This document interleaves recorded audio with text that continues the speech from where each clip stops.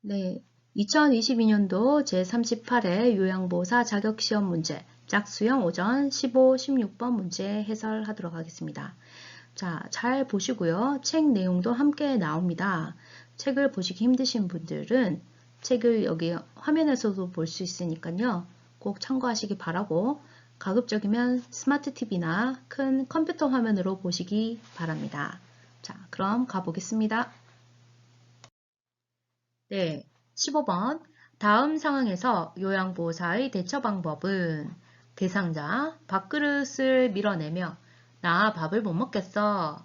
자, 밥을 못 먹겠다고 얘기합니다. 이때 요양보호사는 어떻게 대처해야 할까요? 1번, 너무 까다로우세요. 밥을 못 먹겠다고 한 거는 까다로운 거랑 다르게 그냥 못 먹는 상황을 얘기할 수 있죠. 까다롭다고 보는 게 잘못이겠죠? 배고프실 때 말씀하세요. 저는 이게 답이라고 생각하고 2번을 썼다가 틀렸습니다. 이 문제 틀렸어요. 자, 배 고플 때 배가 안 고파서 나는 밥을 못 먹겠다라고 생각을 섣부른 판단을 해버렸거든요. 그게 잘못됐더라고요. 3번, 나 밥을 못 먹겠어. 그러면 음식을 치울게요. 그죠? 이것도 맞지 않을까라고 생각하시는 분도 계실 것 같고 4번, 자꾸 이러시면 제가 너무 힘들어요. 자, 이 상황에서는 자꾸 나 밥을 못 먹겠다라고 하는 게 나와 있는 건 아니죠. 매번 뭐 밥을 못 먹겠다는 거. 4번은 아니겠죠. 5번, 입안에 상처가 있는지 확인해 볼게요. 자, 이게 정답이라고 합니다. 저는 2번이 답인 줄 알았는데 요양보호사의 대처 방법은 나 밥을 못 먹겠어 했을 때 왜 밥을 못 먹겠다고 하는지 일단 먼저 사실 확인, 왜 그런지 요양 대상자의 상태를 확인해 봐야 되는 게 요양보호사의 대처 방법입니다. 그래서 입안에 상처가 있는지 확인해 볼게요. 자, 이게 올바른 대처 방법입니다. 자, 책의 페이지 100페이지에서 103페이지 보시면 인권과 윤리에서 요양보호 업무에서 윤리 문제 사례가 있었습니다. 이렇게 대화로 상황이 나와 있는 건 아니지만 어떤 그 상황별 대처 방법이 있습니다. 이거 살펴보고 16번 문제로 가겠습니다. 자, 근데 13, 14, 12, 13, 14 세 문제만 윤리 문제인 줄 알았더니 15번 이것 또한 윤리 문제입니다. 그래서 직업윤리에 관한 시험 문제가 38회 시험에서는 많이 출제되었다라는 포인트 기억하시고 똑같은 직업윤리에서 또 많이 나올지 아니면 다른 요양보호 개론에서 다른 뭐 인권과 관련된 아니면 뭐 노인 보상 유형에 관한 건지 학대에 관한 것인지 뭐 전문 기관 뭐 이런 것들이 갑자기 많이 쏟아져 나올 수도 있지 않을까 중요하다고 생각되는 부분.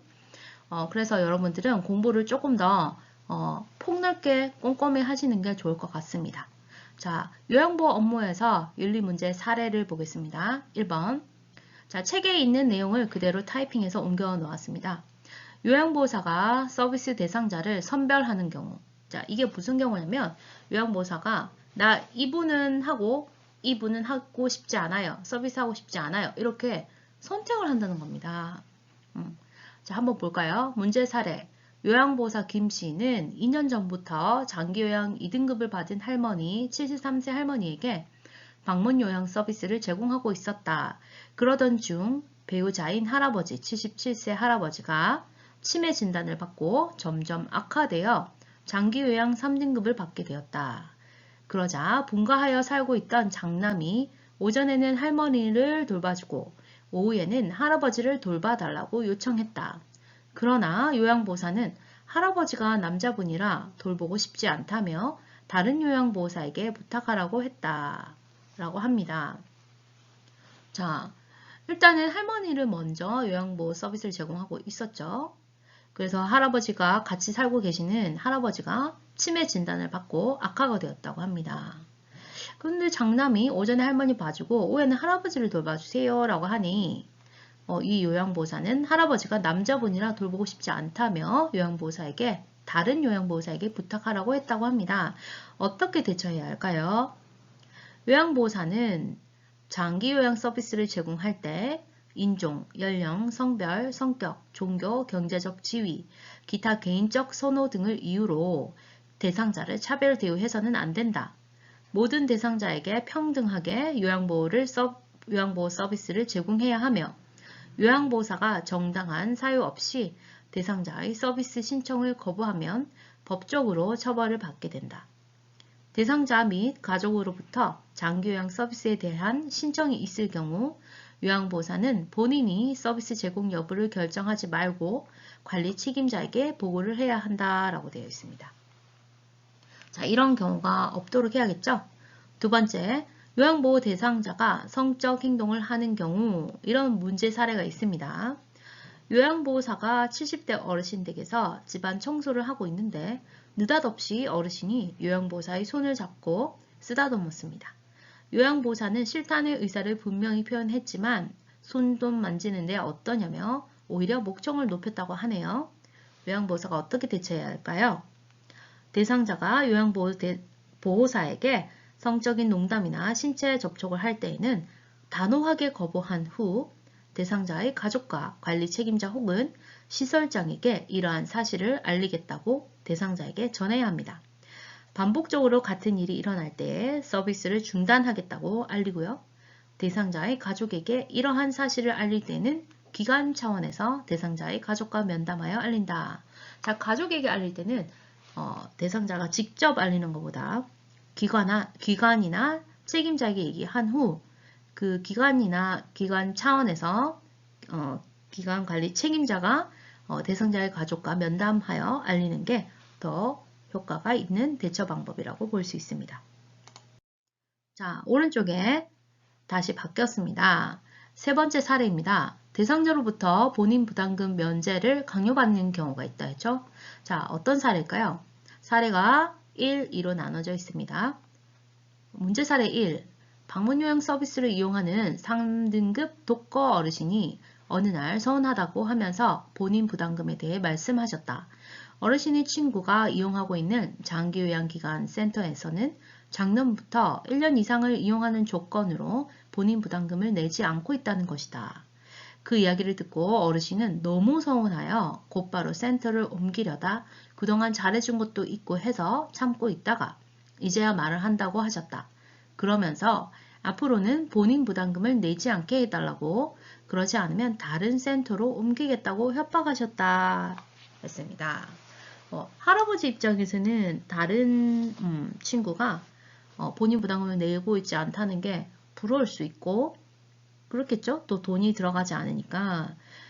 그렇지만은 일단 원칙대로 이행되고 있기 때문에 이렇게 협박을 하거나 다른 센터와 비교해서 강요할 수는 없는 부분이죠.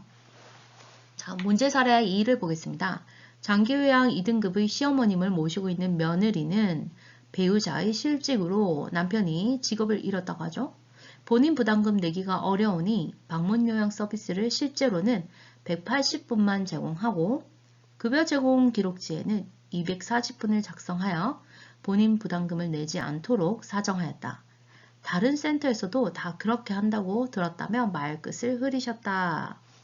자, 보통 본인 부담금 면제를 강요받는 경우는 아마 다른 센터와 비교되는 경우가 많기 때문인 것 같습니다. 다른 센터에서 부정행위, 부당한 행위를 하고 있기 때문에 아마 이런 사례들은 늘지 않나 싶습니다. 대처 방법으로는 위의 두 사례와 같이 대상자나 보호자가 타 센터의 불법 사례를 예로 들거나, 그죠? 불법 사례죠. 본인이 어려운 가정 사정을 얘기하면서 불법을 요구할 때는 먼저 노인장기요양보험법 제69조를 설명하고 그런 불법 행위를 신고하면 신고 포상금을 받을 수 있다고 정보를 제공한다라고 되어 있습니다. 그럼 이 말은 그 어르신한테 그 타 센터에 계신 그 불법 행위하는 걸 신고하라는 말인지, 아니면 자꾸 요청하시면 제가 불법 행위 신고할 수 있어요, 제가 신고 포상금 받을 수 있어요 하고 이것도 무언해, 그러니까 협박은 아닌데 그렇게 알리라는 건지, 이 대처 방법의 의도는 제가 정확히는 알 수 없습니다. 하지만 어쨌거나 이 보건복지부 관련된 이 책에서 나오기를 위의 두 사례와 같이 대상자나 보호자가 타 센터의 불법 사례를 예로 들거나 본인이 어려운 가정 사정을 얘기하면서 불법을 요구할 때는 먼저 노인장기요양법 보험법 제69조를 설명하고 그런 불법 행위를 신고하면 신고 포상금을 받을 수 있다고 정보를 제공하라라고 되어 있습니다. 자, 사례 4번 보겠습니다. 복지용구를 유인, 알선하는 경우 문제 사례 수급자 김 씨는 안동에 있는 방문요양센터 직원으로부터 복지용구 구입을 권유받았다고 한다. 조사 결과 이 센터는 유인 알선을 통해 대상자가 복지용구를 구입하면 복지용구를 판매한 업체로부터 물품값의 10%를 현금으로 받고 있었다. 꼭 필요하지도 않은 복지용구를 구매하도록 유인 알선하여 대상자가 민원을 제기한 사례이다. 그죠? 꼭 필요하지 않는데 복지용구뿐만 아니라 저는 일상생활에 있어서 필요하지 않는데 화장품을 권하거나 어떤 보험 상품을 권하거나 이런 걸 정말 싫어합니다. 꼭 필요할 경우가 생기거든요. 그때 찾아갔을 때 정말 성심성의껏 어떤 제품이 좋다라고 설명해 주는 게 더 저는 감사한 일인 것 같아요. 유인하고 알선하는 행위는 제가 생각해도 싫습니다. 자, 어떻게 대처하나? 대상자가 복지 요구가 필요하다고 할 때는 복지 용구이겠죠? 오타인가? 제가 고쳐놓겠습니다. 복지 용구가 필요하다고 할 때는 대상자의 상태 등을 판단하여 신중하게 선택할 수 있도록 정보를 제공하는 것은 바람직한 일이나 유인, 알선에 의한 부당한 수익을 목적으로 했다면 요양보호사 윤리원칙에 어긋나며 법적 처벌을 받게 된다. 5번 가족요양보호사가 부정수급을 한 경우 요양보호사가 부정수급을 한답니다. 어떻게 했을까요? 문제 사례 장기요양 2등급인 시어머니를 모시고 있는 김 씨는 시어머니가 시설 및 재가 서비스를 거부해서 본인이 요양보호사 자격증을 취득하려고 학원에 등록하였다. 학원에서 같은 처지에 있는 동료를 알게 되었고 실습지인 센터의 도움으로 가족 요양보호사를 하면서 동료와 함께 상대방의 시어머니에게 교차 서비스를 제공하는 것으로 처리하여 받은 부당한 이익을 센터와 반반씩 나눠 가졌다. 이런 방법을 1년 넘게 해오다 이웃의 신고로 들통났다. 그렇죠? 어떻게 대처할 것인가? 가족에 의한 서비스 제공 기준을 무시하고 편법으로 운영된다면 가족에 의한 돌봄을 보장하기 위한 제도의 취지가 흐려질 수 있다. 따라서 본 제도가 더 이상 퇴색되지 않고 본래의 취지에 충실하도록 노력해야 할 것이다. 한마디로 부정행위 하지 말라는 얘기죠. 6번, 7번 보시고 16번 문제로 넘어가겠습니다. 자, 요양보호 업무에서 윤리문제 사례 6번. 요양보호 대상자에게 해가 되는 활동을 강요받은 경우. 자, 대상자에게 해가 되는 활동을 강요받았다고 합니다. 요양보호사가 대상자의 기저귀를 갈아드리려고 하면 보호자는 사용했던 기저귀를 말려서 다시 사용하라며 강요하였다. 자, 보통 할머니, 할아버지들이 돈이 아까워서 그냥 쓰던 거 깨끗이 씻어서 쓰면 돼 라고 말씀하시는 것 같습니다. 하지만 이 기저귀는 일회용 기저귀겠죠? 말려서 어떻게 다시 사용합니까? 이 강요는 어르신들이 좀 잘못하시는 거죠? 자, 근데 이런 강요에 힘입어 결국 대상자의 회음부에는 염증이 생겼고 보호자는 염증이 요양보호사가 목욕을 시킬 때 제대로 시켜주지 않아 발생한 것이라며 요양보호사를 교체해 줄 것을 요구했다. 자, 오해도 생기고 문제가 생겼습니다. 대처 방법. 요양보호사는 사용했던 기저귀를 말려서 다시 사용하면 대상자에게 악영향이 미친다는 것을 잘 알고 있다. 그럼에도 불구하고 보호자가 시키는 대로 했다면 윤리적으로 문제가 된다. 이는 윤리 원칙에서 의도적으로 해를 입히거나 해를 입힐 위험이 있는 행위는 하지 말아야 한다는 무해성의 원칙에 어긋나는 행동이다. 사용했던 기저귀를 다시 쓸 수 없는 이유를 보호자에게 설명하고 만약 그럼에도 불구하고 보호자가 계속 강요한다면 관리 책임자와 다른 가족, 자녀 등에게 이러한 상황에 대해 설명을 해야 한다.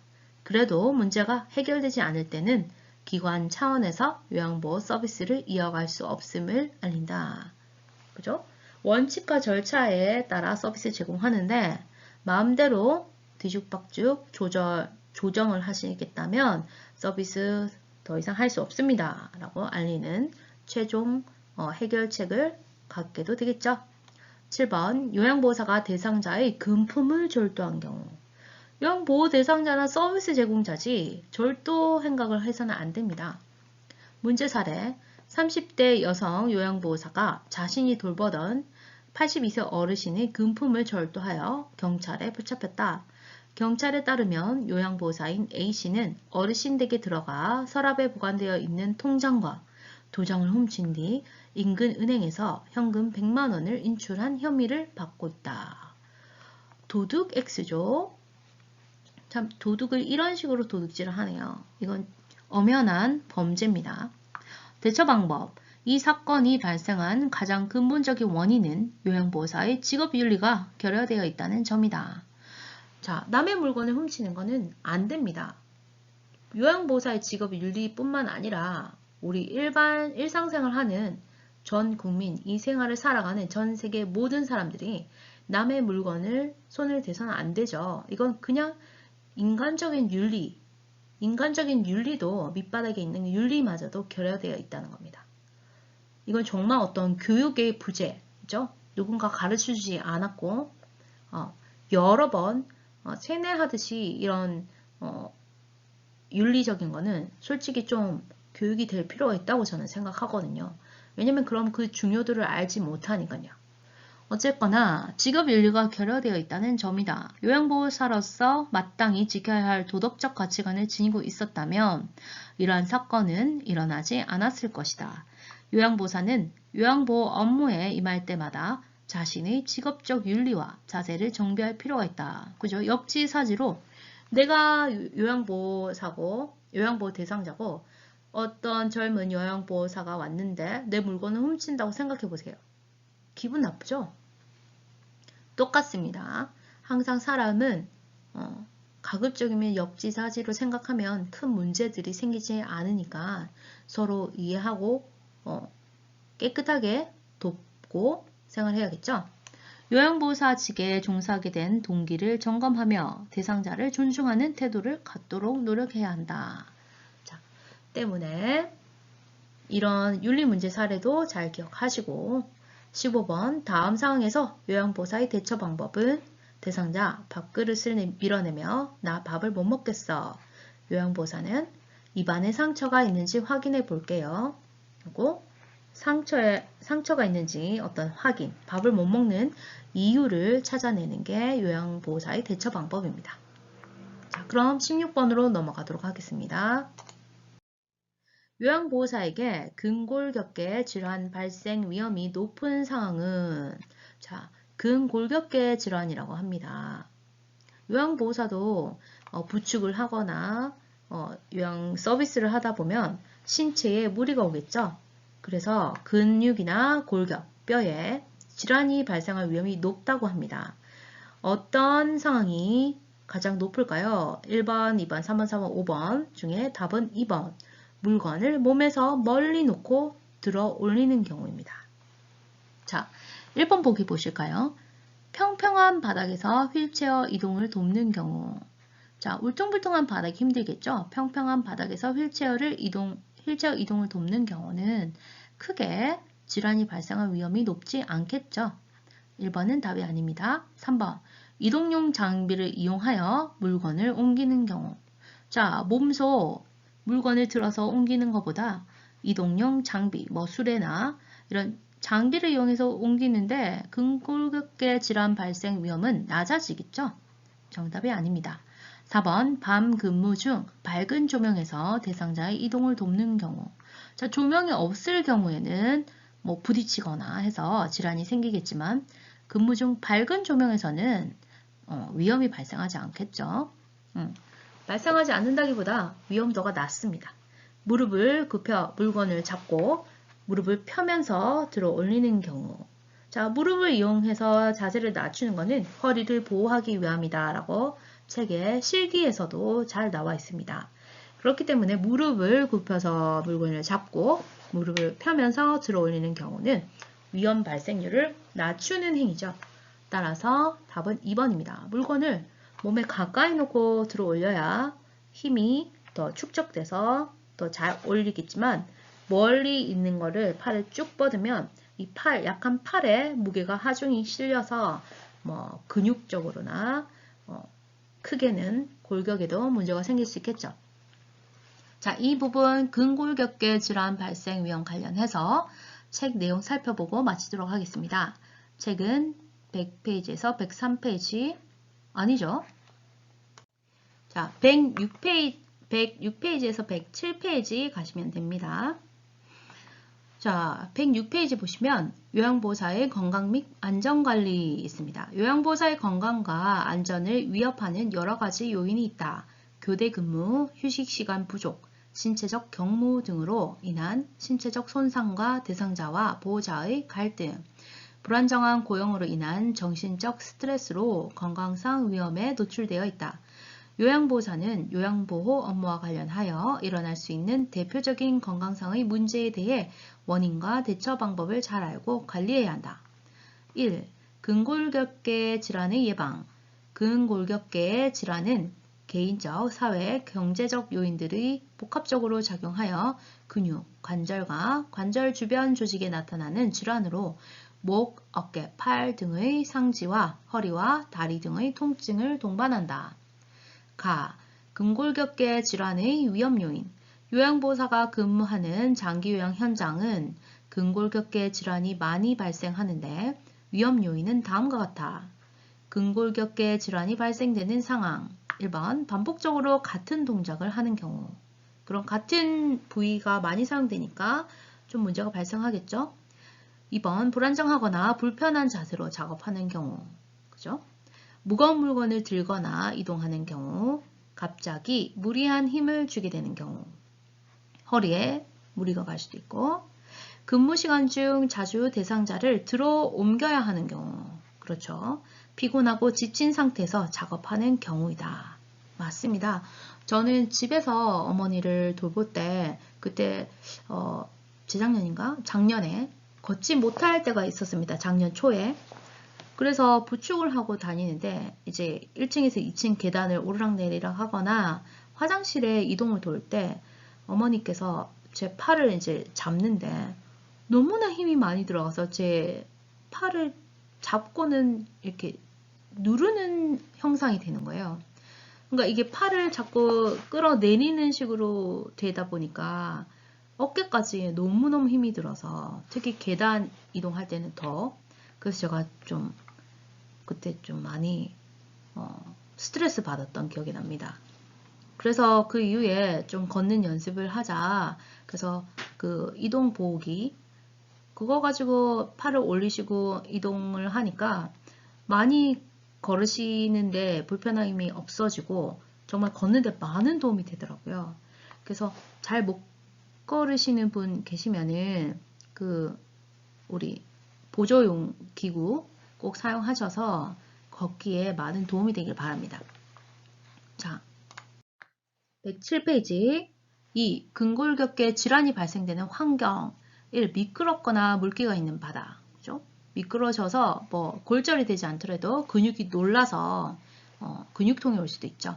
2. 평평하지 않는 바다 그죠? 3번 매우 어지럽혀져 있거나 물체가 바닥에 많이 있는 작업장이나 통로 여기서는 어떤 부딪히는 사례가 많아서 멍이 들거나 근육통이 오겠죠. 4. 정비 수리가 되지 않은 보행로 또는 고장난 장비. 그죠? 고장난 장비를 뭐 이렇게 이동하거나 하면 쓰면은 너무 힘이 많이 들어가겠죠.